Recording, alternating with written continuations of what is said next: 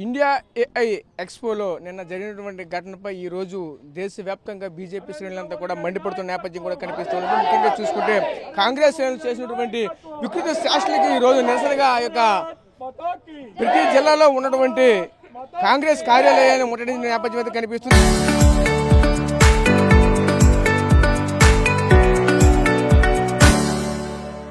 ఇదే క్రమంలో మరోవైపు ఇదంతా కూడా వాళ్ళ యొక్క దిష్టి బొమ్మలు కూడా కాల్చిన నేపథ్యం కూడా కనిపిస్తుంది. ముఖ్యంగా చూసుకుంటే ఆ మొత్తం ఆ బ్యానర్లని అక్కడ ఉన్నటువంటి ఆ యొక్క ఫర్నిచర్ అంతా కూడా నాశనం చేసిన నేపథ్యం కూడా కనిపిస్తుంది. ఇదే క్రమంలో మనతో పాటు మాట్లాడడానికి ఆ బీజేపీ శ్రేణులకు సంబంధించిన నాయకులు కూడా వాళ్ళతో మాట్లాడే ప్రయత్నం చేద్దాం. చెప్పండి, ప్రధానంగా అసలు ఏం జరుగుతుంది, ఏంటి ఈరోజు దేశంలో కాంగ్రెస్ చేసినటువంటి చర్యలు ఏ విధంగా ఉన్నాయేంటి?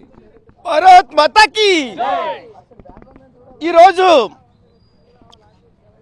మన భారతీయ జనతా పార్టీ వచ్చిన తర్వాత మన దేశంలో ప్రపంచంలోనే ఉన్నత స్థానాన్ని తీసుకెళ్లిన భారతీయ జనతా పార్టీ ప్రధానమంత్రి నరేంద్ర మోదీ గారు ఎన్నో ఇబ్బందులు పడి ఎన్నో ఇచ్చేసి మొత్తం ప్రధానమంత్రులందరినీ కూడా కలిసి ఒకే తాటిపై తీసుకొస్తుంటే ఈ కాంగ్రెస్ అనేక కుట్రలు చేస్తూ ఆ రోజు ఏ సదస్సులోన ప్రతి ఒక్కరూ కూడాను ఎవరైతే వీళ్ళు బట్టలు ఇప్పుకొని నగ్నంగా వెళ్ళి దేశంలో ఇటువంటి ఏవో క్రియేట్ చేస్తూ ఏదో ఉన్నాయనేసి మతి భ్రమిస్తూ చెప్తూ దేశానికి ప్రపంచాన్ని చాటి చెప్తామని కాంగ్రెస్ పార్టీ కుట్రలు కుతంత్రాలు చేస్తూ ప్రపంచ దేశాలకు తెలియజేయడానికి చెప్తున్నారు. కానీ ప్రపంచ దేశంలోనే ప్రధానమంత్రి నరేంద్ర మోదీ గారంటే ఆయన ఒక లీడర్ లయన్ కనుక ఎవరు ఎన్ని చెప్పినా కూడా ఇలాంటి కాంగ్రెస్లు ఎన్నెన్ని వచ్చినా కూడాను మన భారతీయ జనతా పార్టీ మన భారతదేశము ప్రపంచంలోనే అత్యున్నత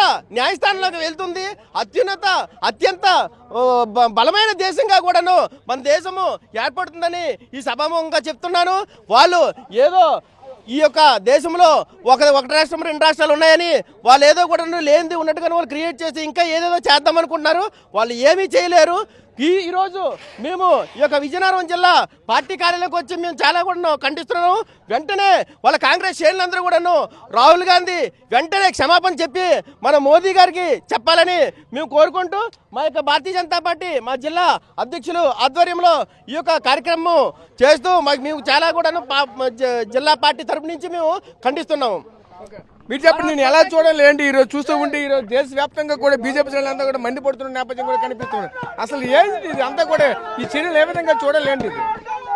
భారతీయ జనతా పార్టీని వ్యతిరేకించడం, భారతీయ జనతా పార్టీ విధానాలని సిద్ధాంతాలని వ్యతిరేకించడం అనేది ప్రజాస్వామ్యంలో అన్ని రాజకీయ పార్టీలకి ఉంటుంది.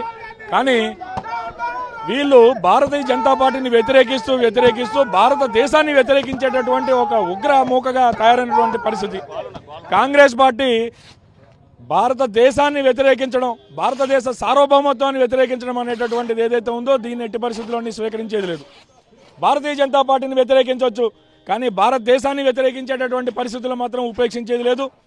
నిన్న ఢిల్లీలో అంతర్జాతీయంగా ఆర్టిఫిషియల్ ఇంటెలిజెన్స్ మీద ఏదైతే సమ్మిట్ని ప్రధానమంత్రి నరేంద్ర మోదీ గారి ఆధ్వర్యంలో ప్రపంచ దేశాధినేతలు వచ్చి అక్కడ జరుగుతున్నటువంటి కార్యక్రమం ఏదైతే ఉందో ఆ కార్యక్రమం భారత్ మంటపంలో జరుగుతూ ఉంటే ఆ భారత్ మంటపంపై దాడి చేసి అక్కడ వారు దేశ వ్యతిరేకంగా ప్రధానమంత్రి వ్యతిరేకంగా నినాదాలు చేయడం, అంతర్జాతీయంగా భారతదేశం యొక్క ఔన్నత్యాన్ని తగ్గించేటట్టుగా ప్రవర్తించడం ఏదైతే ఉందో దీన్ని ఖచ్చితంగా భారతీయ జనతా పార్టీ ఖండిస్తుంది. ఇటువంటి వేషాలు వేసేటటువంటి ఎవరిని కూడా ఉపేక్షించేది లేదు. రానున్న రోజుల్లో వారు పద్ధతి మార్చుకోకపోతే మా దాడులను తీవ్రతరం చేస్తాం. భారతీయ జనతా పార్టీని వ్యతిరేకించినంత వరకు మేము ఉపేక్షిస్తామేమో కానీ భారతదేశాన్ని అంతమొందించాలనేటటువంటి కుట్ర రానున్నటువంటి దశకంలో యువతకి ఉపాధి కల్పించేటటువంటిది ఆర్టిఫిషియల్ ఇంటెలిజెన్స్లో ప్రపంచంలోనే భారతదేశాన్ని అత్యున్నత స్థానానికి తీసుకుని వెళ్ళాలి అనేటటువంటి ఆలోచనతో మన ప్రీతమ ముఖ్యమంత్రి గారు కూడా నిన్ననే తెలియజేశారు. ఈ ఆర్టిఫిషియల్ ఇంటెలిజెన్స్ సమ్మిట్లోని సుమారుగా 7 సంస్థలు మన ఆంధ్రప్రదేశ్కు వస్తున్నటువంటి పరిస్థితి. ఈ ఆంధ్రప్రదేశ్కు వస్తున్నటువంటి పరిస్థితుల్లో విశాఖపట్నాన్ని మనం ఐటీ హబ్గా అనుకుంటున్నాం. ఉత్తర ఆంధ్రాలో ఎక్కువగా ఆర్టిఫిషియల్ ఇంటెలిజెన్స్ సంస్థల్ని ఐటీ హబ్బుల్ని స్థాపించి యువతకి ఉపాధి కల్పించాలనేటటువంటి ఆలోచనతో ఒకవైపు మన ప్రీతమ ముఖ్యమంత్రి చంద్రబాబు నాయుడు గారు కానీ ప్రధానమంత్రి నరేంద్ర మోదీ గారు కానీ అహర్నిశలు పనిచేస్తూ ఉంటే వీళ్ళు భారతదేశానికే ముప్పు తలపెట్టేట విధంగా కాంగ్రెస్ పార్టీ వారి ప్రవర్తన ఏదైతే ఉందో దీన్ని ఉపేక్షించేది లేదు. దీనిపై రానున్న రోజుల్లో వాళ్ళు పద్ధతి మార్చుకోకపోతే ఖచ్చితంగా మా దాడులను తీవ్రతరం చేస్తామని చెప్పేసి కాంగ్రెస్ పార్టీ వారికి హెచ్చరిస్తున్నాం.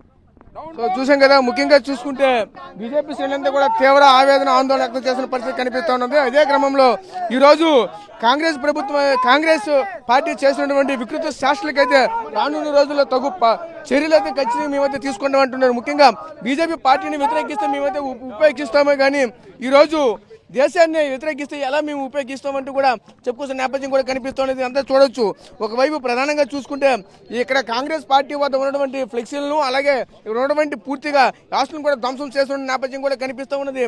ఇదే క్రమంలోనే ముఖ్యంగా జిల్లాలో ఉన్నటువంటి బీజేపీ శ్రేణులంతా కూడా ఇక్కడ చేరుకునే నేపథ్యం కూడా కనిపిస్తుంది. ఎందుకంటే రానున్న రోజుల్లో ప్రపంచం అంతా కూడా ఏఐ మీద ఆధారపడినటువంటి పరిస్థితులు అయితే ఉన్నాయి. అటువంటి సమ్మిట్ అయితే ఈ రోజు అక్కడ భారత్ మండపంలో జరుగుతున్న నేపథ్యంలోనే ఈ రోజు దానిపైన కాంగ్రెస్ కొంతమంది దుండగులు వెళ్ళి ఈ విధంగా దాడులు చేయడం కరెక్ట్ కాదని కూడా చెప్పుకోవాల్సిన నేపథ్యం కూడా కనిపిస్తున్నది. ముఖ్యంగా చూసుకుంటే ఇక్కడ ఉన్నటువంటి కాంగ్రెస్ అధినేత అయినటువంటి రాహుల్ గాంధీకి సంబంధించినటువంటి ఆ యొక్క ఫ్లెక్సీల పైన అలాగే తన యొక్క బొమ్మల పైన కూడా చెప్పులతో కొట్టినటువంటి పరిస్థితులు కూడా కనిపిస్తూ ఉన్నాయి.